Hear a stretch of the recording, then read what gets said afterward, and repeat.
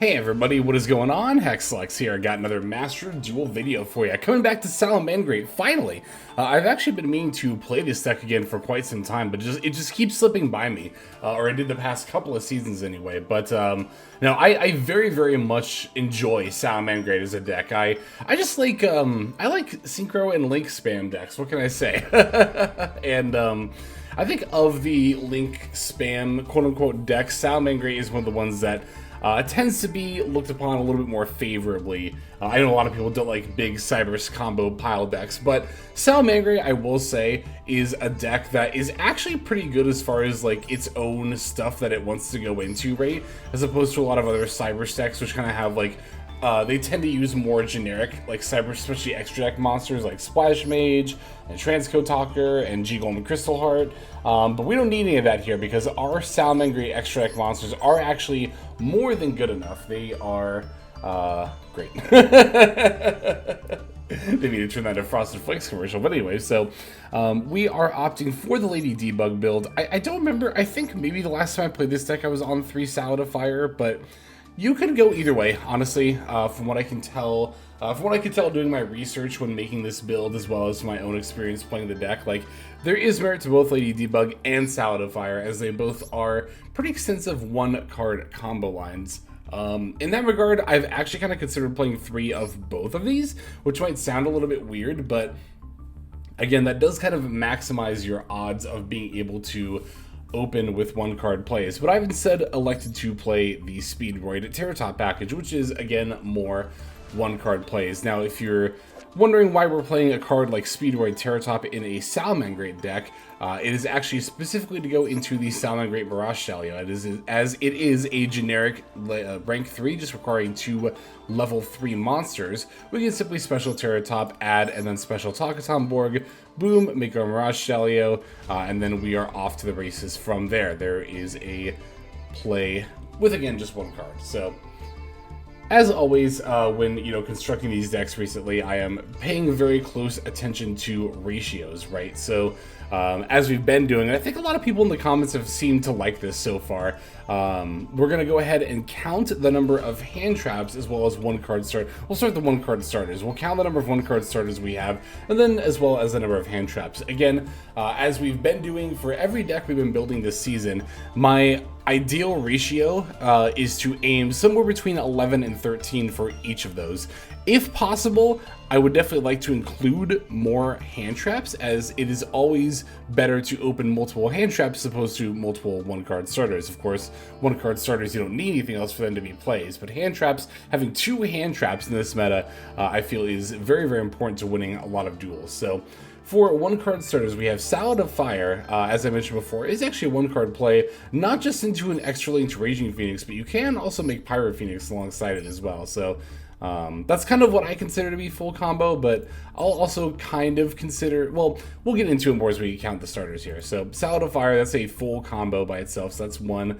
Terratop, I believe, is full combo by itself, so that's 4. Debug is full combo by herself, so that's 7. 8, 9, right? Because Cyanite Mining can search Lady Debug, and then Circle can grab the Salad of Fire. So that's 12 right there. However, I wouldn't fault people for also counting Gazelle.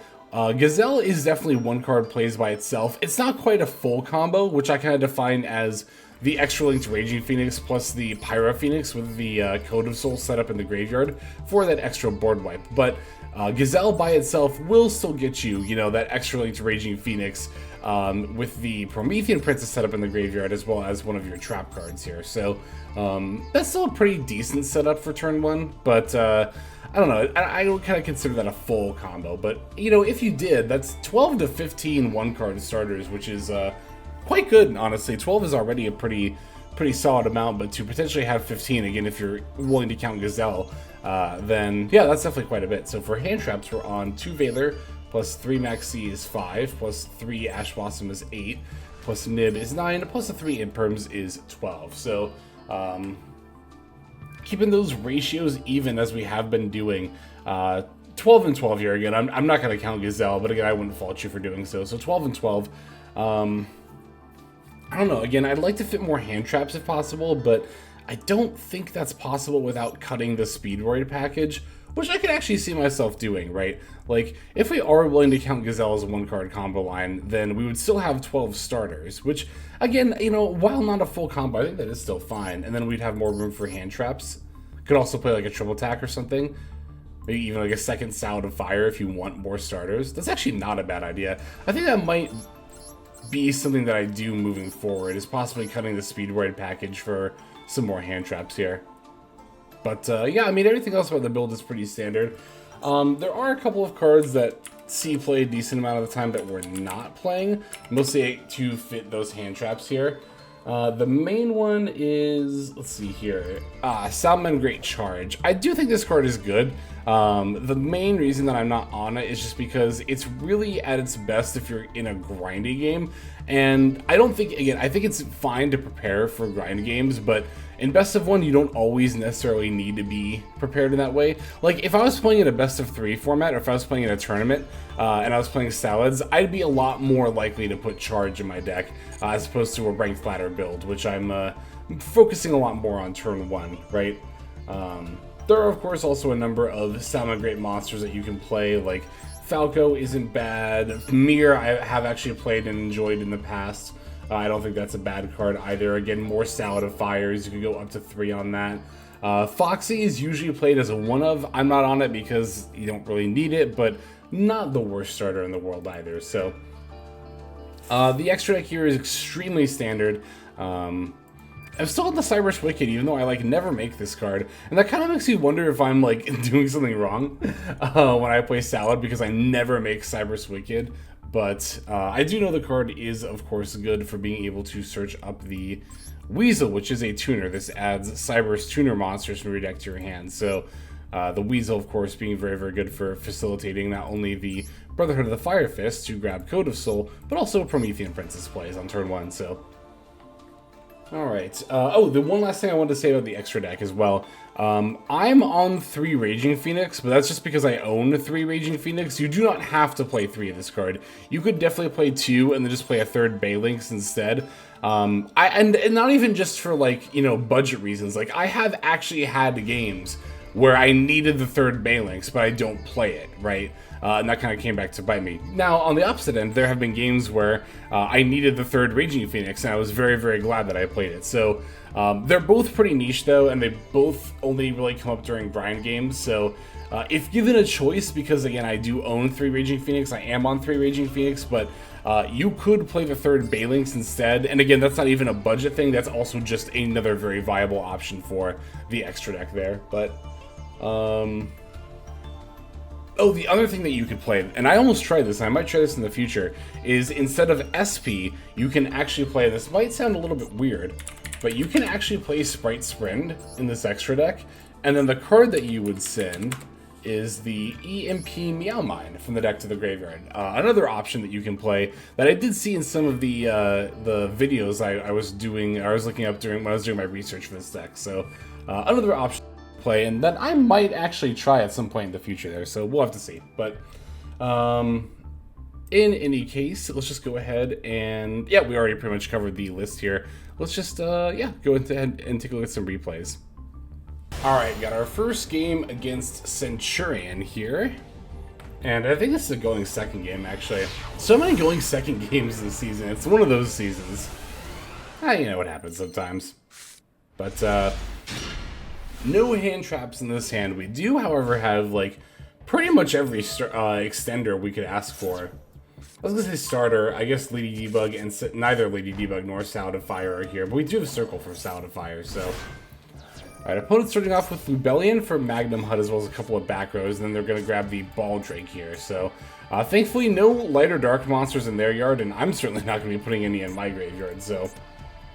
Don't have to really worry about this Ball Drake or Bestial monsters in general at all, but a couple of back rows, and because they didn't really make too many major plays, the likelihood of those 2 remaining cards being hand traps is also relatively high. So I'm going to circle for the Salad of Fire here. Weasel was actually another pretty good draw. Again, we have like literally every single extender, you know, in our hand right now, so they're going to imperm the Salad of Fire. That is 100% fine with me, because literally everything I would search is already in hand anyway. Yeah, I wouldn't want to search any other card in my deck right now. So Balinks coming down here. Balinks going for the Salamangreat Sanctuary. They're going to use an Ash Blossom on this. I've seen people do this before, ashing or just like Veiling or imperming the Balinks, and I will say, in the past, I think that has not been a bad play against Salamangreat, but now that like Code of Soul is a thing, the deck is much less reliant on the field spell than it was in the past, so I actually don't think that using your stuff against Balinks is good anymore. I generally speaking, would save it for Mirage Stallion. Now, this is going to be the kind of hand where, like, I'm not even probably going to end up going for Mirage Stallion, but I might still. I'm trying to remember if I do or not. But anyway, gonna special the Gazelle even as my Balinks getting negated.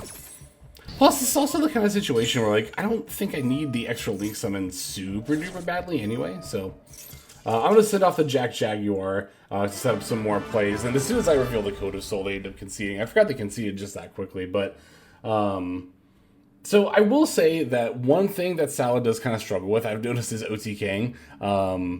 And I kind of want to see, I'm kind of thinking about taking out Cyber's Wicked to put in a Zealantis for kind of that exact reason. However, this is not the kind of hand where I think we would struggle to OTK. We could definitely do it very easily between Promethean Princess and Raging Phoenix, especially with the Weasel in our hand. That's going to be how you do it a lot of the time, like using the Raging Phoenix effect to bring itself back with a lot of attack points, as well as Promethean Princess effect, again, in conjunction with the Weasel there. So I do wish I would have gotten to show that OTK line play out, but again, the opponent just conceded too quickly. But that's basically how you would do it here. Again, Zealantis will make that whole process a lot more smooth, but we have more than enough resources to be able to do it here as well. So, okay, there is our first duel. Let's go and take a look at the next one here. All right, we got the short game out of the way first. So these next two are going to be a bit more back and forth. They're 4 turns each, actually. This one's going to be against Voiceless Voice. And we are going second yet again. So this time we got a couple of pretty decent hand traps here. Ash Blossom and Imperm. So definitely like opening those. I decided to Ash Blossom the Pot of Extravagance here. Now, I know I've said in my hand trap guide in the past that like the Pot of cards like are typically not good Ash targets, but I don't know. I've had so many experiences lately where I don't Ash the Extravagance or Prosperity, and then it turns out to be Stun, and they don't do another effect I can Ash for like literally the entire duel, and I end up kind of regretting it. So I decided to Ash Blossom the Extrav here. I'm kind of on the fence about this, actually. The Stun matchup in particular is kind of like making me trip my head a little bit about that. Oh, Desires, too. There was a game very recently where I did not Ash Desires, and then it turned out to be Stun, and I was like, alright. So here I am glad I ended up ashing the Pot of Extravagance. One other reason why I did it is because I was holding the Imperm as well, so I figured, okay, even if it is like a combo-y deck, you know, we're still good, so. Alright, here I'm going to circle for the Gazelle. They're going to end up using the Blessing of the Voiceless Voice effect, tributing the Skull Guardian in hand to ritual summon Soravis from the hand. Now, Soravis not only has the target protection while it's in the hand, but also, while it's on the field, it can bounce itself to negate one of my special summons. So that's definitely not good. Especially because, you know, I don't have a lot of extenders in this hand, like that last one. I have this Call By and Cross Out here, but which the Cross Out is going to come up here. Thankfully, we're going to use the Call By on that, of course, or the Cross Out, rather, on the Maxi. We want to hold the Call By, is what I was going to say. We want to hold that Call By to be able to negate the Skull Guardian in the graveyard if needed, so we do the Spinny effect, Spinny going to special summon itself, but, you know, unfortunately, I can't really commit to making, like, a Link 2 monster in this situation because of the Soravis here. So Balink's going to grab the Sanctuary.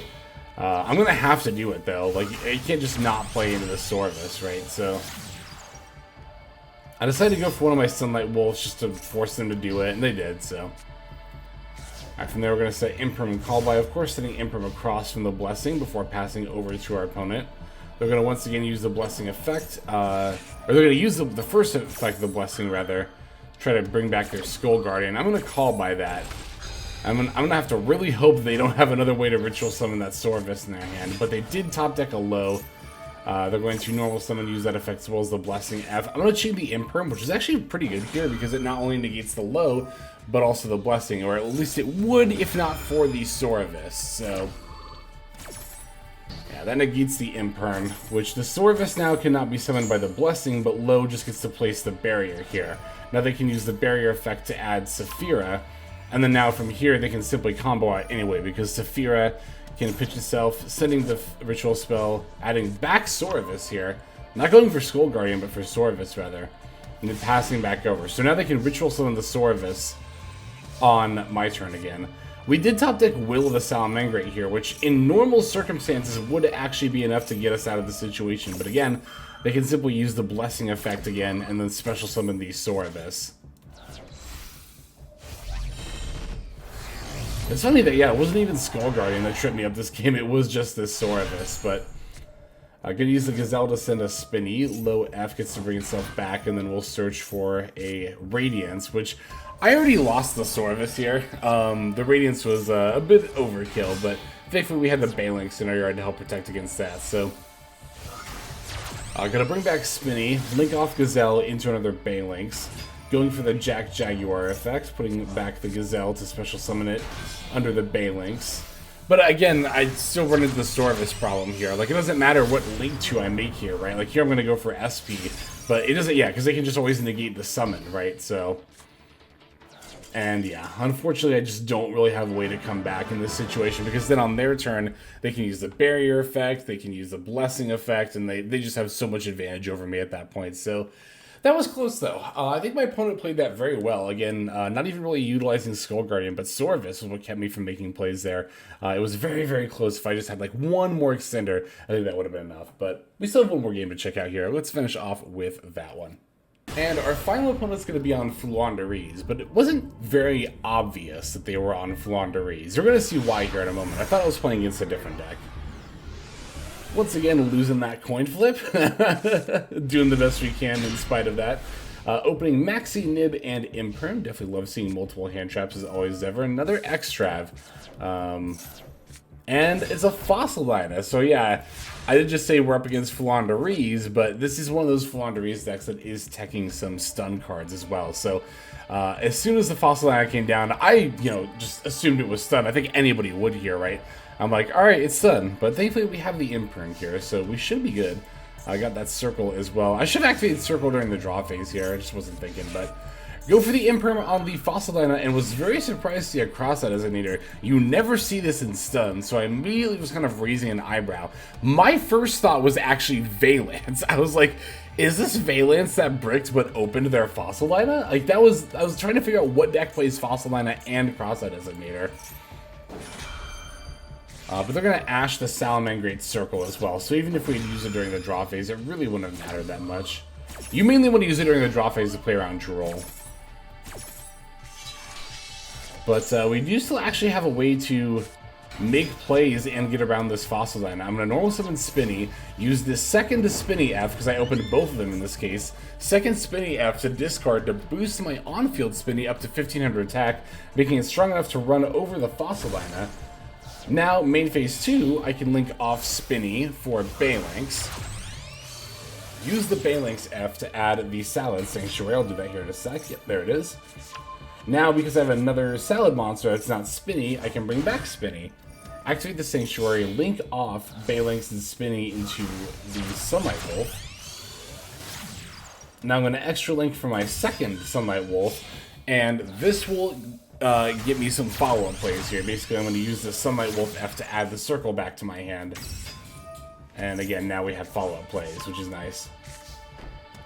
And there we have it. So, not like, it wasn't like plays, but we make sure we have more plays throughout the game. Okay, so that went by a little bit quickly. My opponent normal summoned Eaglin, and then didn't activate the effect and just paused for a moment during the actual live game, and I was like, why would you not activate Eaglin here? Turns out the reason why is to go into Relinquish Anim. So funnily enough, I actually could have cycled, if I had like draw phase max here, I could have actually gotten a draw this turn. Which against Floowandereeze is kind of wild, but it's really not that big of a deal. Oh, I even get to activate the effect here, which forces out their other back row, which is Imperm. I'm very, very glad that we got to force the Imperm here. But yeah, like, this anima is completely fine. Like, they can take my Sunlight Wolf. That's I don't really care. I'm activating the Sunlight, or the Circle, rather. I'm activating it now, like, just in case I happen to top deck it next turn. But, yeah, they just have an 1800 beater. That's all this Relinquished Anima is, so... Drew an Extender with the Will of the Salamangreat, but, yeah, the Salad of Fire Normal Summon alone is enough to get my opponent to concede. And, again, I really wish I could have actually gotten the chance to show out how I would have played out this turn. But at the same time, it's like, I feel like even if I wasn't able to OTK here, which I feel like I should be able to because I have the Will. Like, the thing about Will of Salamangreat that's nice is that it's not just a one-off revival. In a lot of situations, if you have that extra linked Raging Phoenix out, then it's actually like a soul charge for your Salamangreat monsters. So, I don't think I would have had too hard of a time... yeah, I don't think I would have had too hard of a time OTKing here. I mean, they come out in defense mode, but of course you can just link them off, so... but yeah, anyway, thanks for checking these games out alongside me. Like I said, it was a lot of fun to play Salad again, even if we lost a ton of coin flips while doing it. Still had a blast. I love this deck, and I think Cyber Sex are just pretty cool. But anyway, yeah, let's go ahead and just move now to our outro. Hey everybody, Hexlex here. Just want to give you a huge thanks for watching all the way to the very end of the video. Believe it or not, that is actually one of the best ways that you can support the channel, is by watching the videos in their entirety. But there are many ways in which you can support the channel if you are so interested. The names that you're seeing on screen here, I gotta give an extra special thanks to, because these are people who have chosen to either become a member on YouTube, which if you're interested you can do as well via the join button next to the subscribe button down there, or have signed up over on Patreon and become members there. Link to that is going to be in the description below. Without the support that is being offered by, again, all the people that you're seeing on screen right here, I would not be able to take the time to dedicate to uploading daily YouTube videos. So thank you so very much. But there are also other ways you can support as well. Again, link to the description below. If you like my deck tracker that you'll see in a lot of my videos, the Untapped Companion, you can download that for free, and if you use my affiliate link down there, then that also goes a long way towards supporting the channel. That's, again, free. So is subscribing here on YouTube. That's also free and a huge way to support. You can also check out Twitch, once again linked in the description below. Following and subscribing over there will not only support as well, but also give you notifications of when I go live if you want to catch some of the live streams. But really, no matter how you choose to support, it all adds up, and it all definitely means the world. So thank you, each and every one of you. For now, this is Hexlex. I'm going to be signing out. But more than that, I'm hoping that you have a fantastic day.